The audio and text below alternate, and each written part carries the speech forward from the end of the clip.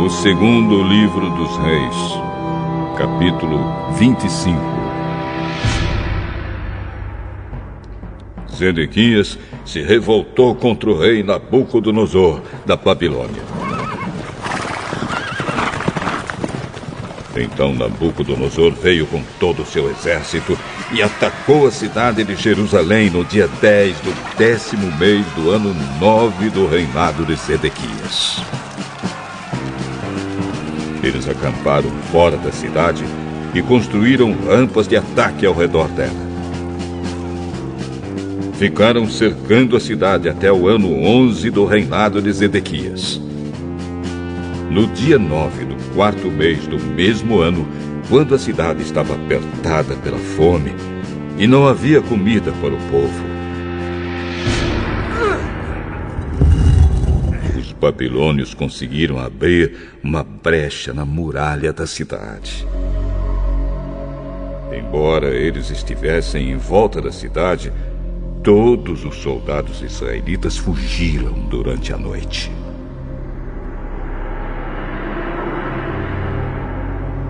Eles saíram pelo caminho do jardim do rei, foram pelo portão que ligava as duas muralhas e fugiram na direção do Vale do Jordão.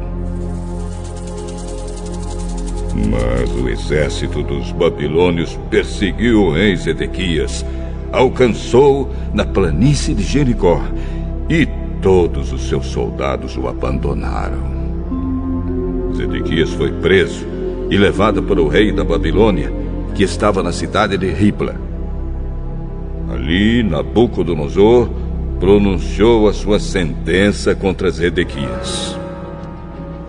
Mataram seus filhos na frente dele. Então Nabucodonosor mandou furar os olhos de Zedequias e prendê-lo com correntes de bronze. Depois o levaram para a Babilônia.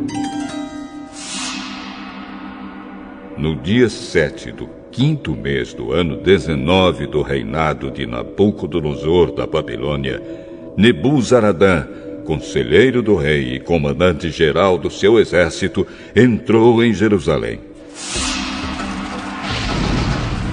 Ele incendiou o templo, o palácio do rei e as casas de todas as pessoas importantes de Jerusalém.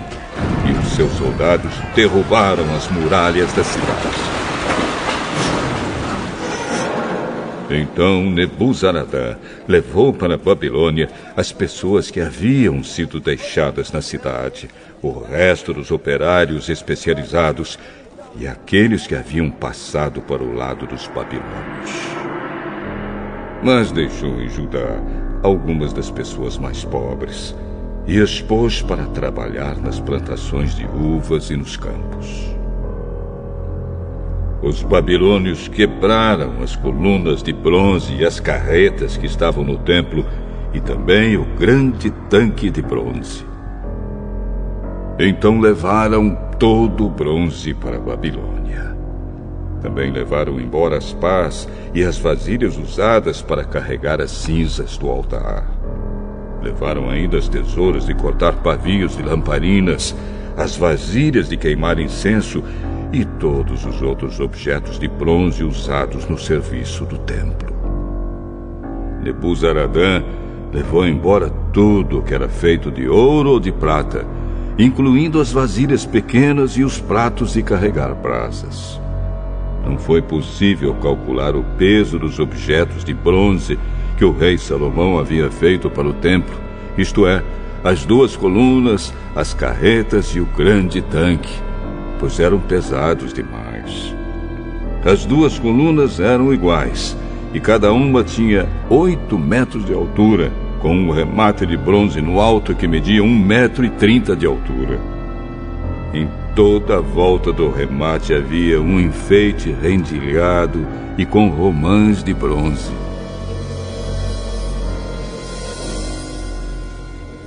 Nebuzaradã, o comandante-geral do exército babilônio, também levou como prisioneiros Seraías, o grande sacerdote, e Sofonias, o segundo sacerdote, e os 3 outros oficiais de importância do templo.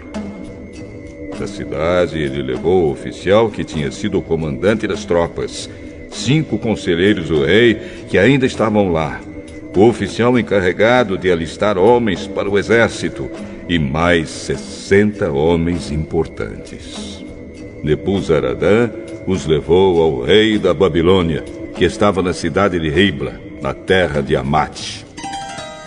Ali o rei mandou surrá-los e depois matá-los. Assim o povo de Judá foi levado como prisioneiro para fora da sua terra. O rei Nabucodonosor da Babilônia colocou Gedalias, filho de Aicã e neto de Safã, como governador de Judá, e o encarregou de todos aqueles que não haviam sido levados para a Babilônia. Os oficiais e os soldados israelitas que não se haviam entregado souberam disso e foram se encontrar com Gedalias em Mispa.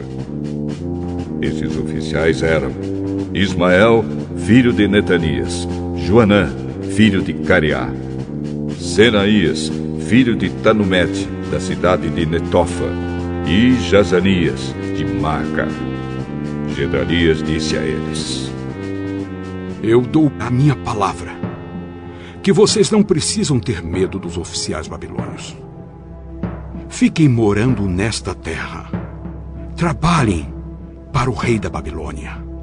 E tudo correrá bem para vocês. Porém, no 7º mês daquele ano, Ismael, filho de Netanias e neto de Elisama, que era da família do rei, foi até Mispa com 10 homens, atacou Gedalias e o matou. Também matou os israelitas e babilônios que estavam ali com ele. Então todos os israelitas, tanto os mais importantes como os mais humildes, junto com os oficiais do exército, saíram e foram para o Egito, pois estavam com medo dos babilônios. No ano em que Evil-Merodach se tornou rei da Babilônia, ele foi bondoso com o rei Joaquim, de Judá, e o libertou da prisão. Isso aconteceu 37 anos, 11 meses e 27 dias depois que Joaquim havia sido levado como prisioneiro. Evil-Merodach tratou Joaquim com bondade e lhe deu uma posição mais alta do que a dos outros reis que eram prisioneiros com ele na Babilônia. E assim deixaram que Joaquim tirasse as suas roupas de prisioneiro e vestisse as suas próprias roupas e comesse junto com o rei pelo resto da sua vida.